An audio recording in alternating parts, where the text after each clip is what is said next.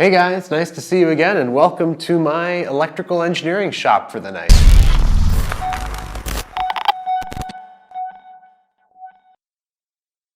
So what I'd like to show you guys how to do tonight is probably one of the most requested things on my channel, which is how to make the audio adapter that I use to record audio in my airplane, both from the intercom for me and my passengers and from the air traffic control tower, which I continually tell people I think is one of the most important parts of having a good aviation YouTube channel.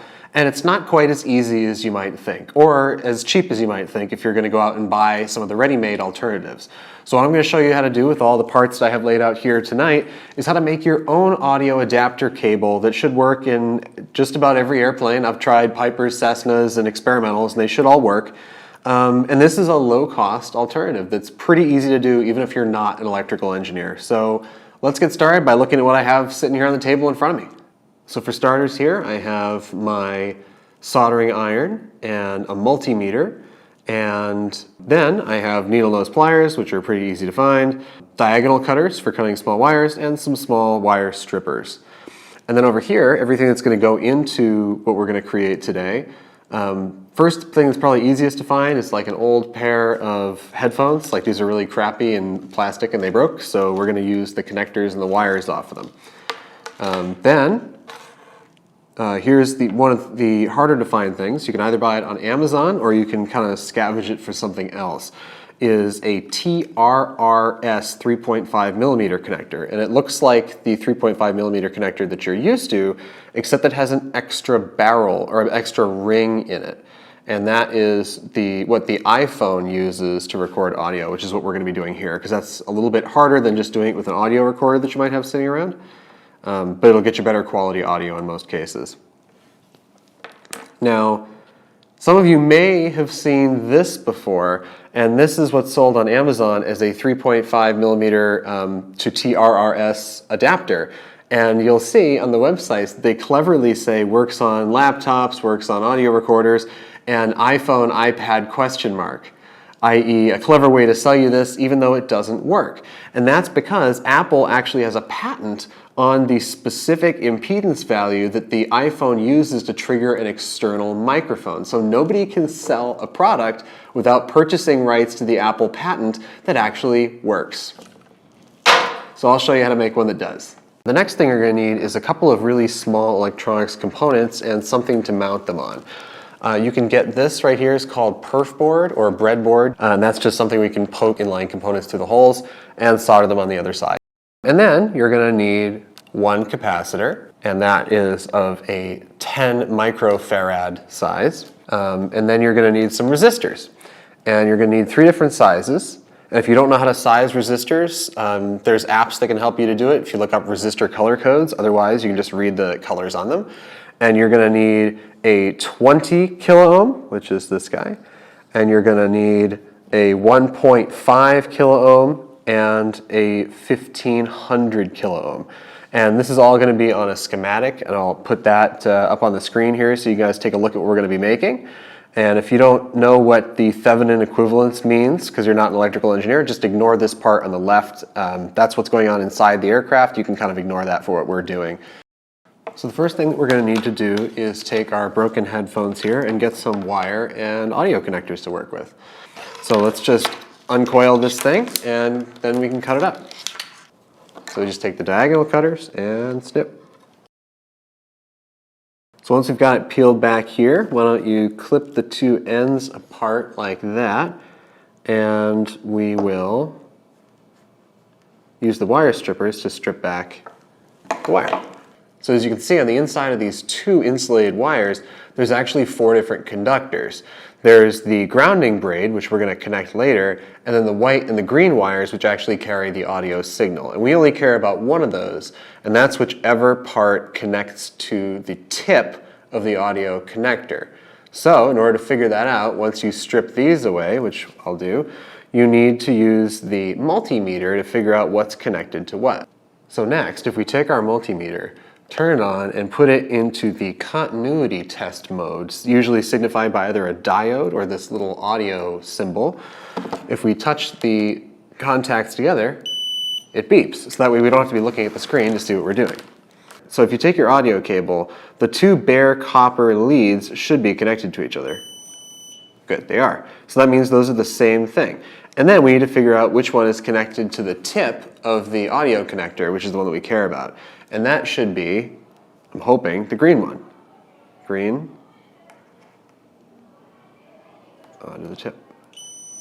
And I was lucky. Cool. So then this is what we're going to use to connect to the audio in the airplane. So I'll show you what we're going to be building, since I have another one sitting right here that I did earlier, and it's going to look something like that.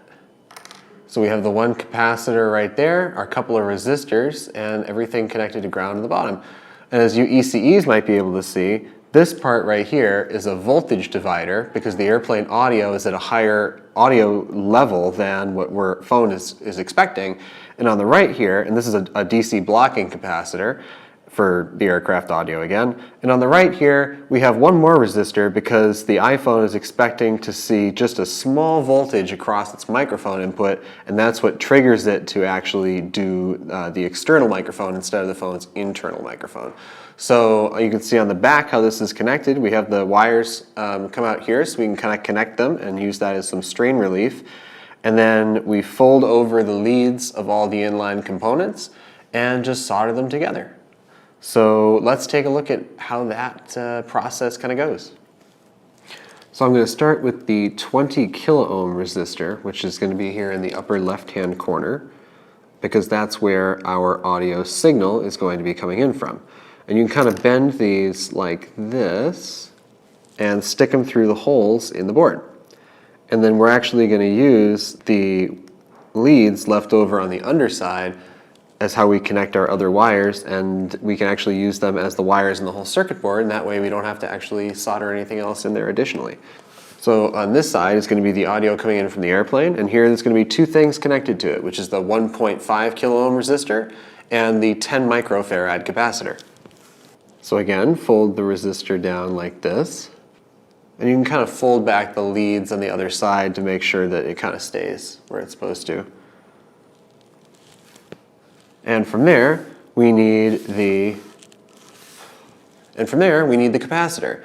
And there's one piece of information that's not on that schematic, and that's with the direction of the electrolytic capacitor. So you can see that there's a white mark on this side, which is shows the direction of the capacitor, and we want that white mark, which is the cathode, to be located on the aircraft side. And when you're putting in the capacitor, something else that I didn't do on this other one that I made, I didn't leave enough room to fold the capacitor down. And since this is something that you want to last while being thrown around your airplane, you want to make sure that you leave enough room on the leads so that you can fold the capacitor down flat up against the board like that. And fold it back again so it stays put. Actually, with this one, what we're going to do is we're going to take the leads and we're going to fold one of them in this direction and one of them in the opposite direction, because that's actually how it's going to connect to the components. Cool. And then we need our one last resistor, which is the 1500 ohm resistor, and that's going to go from the audio outside over to ground. And that, believe it or not, is the whole circuit that it takes to do this. So we just have to connect everything on the back side and then solder it together. So, following the schematic, fold everything down on the back side so that it connects the way it's supposed to. So connect the two grounding resistors together just by folding their leads over like this. And then once you have things kind of well managed, you can start twisting them together to make the contacts. And then if there's any excess wire like this that you don't want there, you can just clip it away. And then you can use the needle nose pliers to kind of crush them down so they'll stay in one spot, like that. Okay, now we need to connect the cables. Let's start with the cable that's coming in from the airplane. And if you remember, the tip connector from the microphone was our green wire, and the bare copper wire is the grounding braid. So let's get those wrapped around the correct posts down here. Cool, now repeat that with the other cable that we liberated, and then we can solder everything together. So now that we got everything all connected, all we got to do is solder it together and come up with some way to keep these cables from breaking when we use it in the airplane, and then we're all set and ready to go test it. For strain relief, I recommend putting a popsicle stick on the back of your board and taping the wires to it on either side. That way, when you're pulling on it in the airplane, it'll pull on the popsicle stick and not on the wires. Alternatively, you can just put some heat shrink tubing over it if you think that's good enough, and then you can put some heat shrink tubing over the popsicle stick too, instead of using tape, which works really well. And as long as you remember to fold over the capacitor, then you should have no problems with the components getting crushed. The last step we need to do is to add our connector for the iPhone onto the other bare wires, which is something I showed you that I ordered on Amazon, but that you can get as easily off of something like an old pair of iPhone earbuds that have a microphone. So when you get your connector, either open it up or just reveal the wires like we did before, and then you're going to need to figure out which connectors here connect to which part of the connector there. And all we need to use is the ground, which is always this big one on the back, and whichever one's connected to the microphone port, which is the next ring for the iPhone. And again, we can test that using the continuity meter. So for ground, you can see there's ground. And then here, it's this one all the way on the left that we're going to be connecting to. So take the audio wire, which we determined to be the red one here, and stick it through the connector here we had all the way on the left, loop it around to make it nice and secure, and then we'll solder it onto the connector. And then we can connect the grounding braid too. Once you have the grounding braid soldered on and clipped off to your liking, you can take the needle nose pliers and crimp down this part of the connector here on top of the insulation, and that'll ensure that the wire never pulls free. One alternative to using that popsicle stick method or the heat shrink tubing that I've been wanting to try is wrapping the cables around the board, kind of like this. So I'm actually going to do that for this one, and I'll let you guys know how that turns out. So there you guys have it. Now you know how to make an audio adapter for aircraft audio systems to iPhones or other audio recording devices.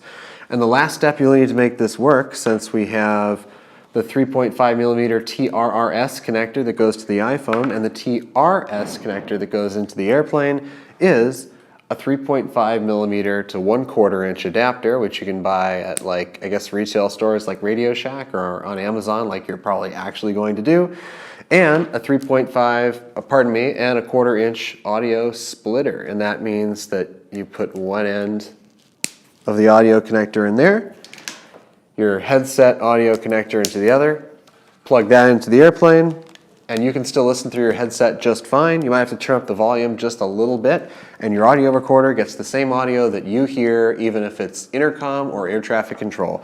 Make sure that you get a good audio recording app like I'm using right here, Recorder Plus for the iPhone, and that way you can record at audio qualities even higher than CD quality, which is beyond what you need, but it should work great. I'm going to go give it a test in an airplane, and I'll see you guys in the next video. Until next time, remember, squawk VFR and have fun.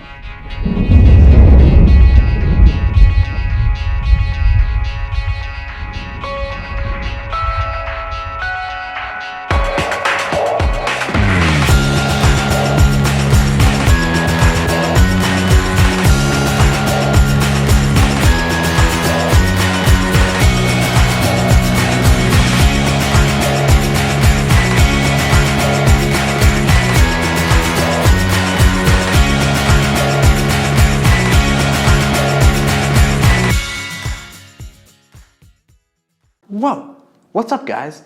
If you're here after the credits, I promised you there'd be a video on flight simulation technology sometime soon. But since it took me longer to finish up the autonomous cargo aircraft project, which is a video series I have for you later, I'm actually going to make up for it by giving you 2 videos on flight simulators. One with a practical demonstration and one with my thoughts on the industry. Stay tuned. Until next time, squawk VFR, have fun. Bye.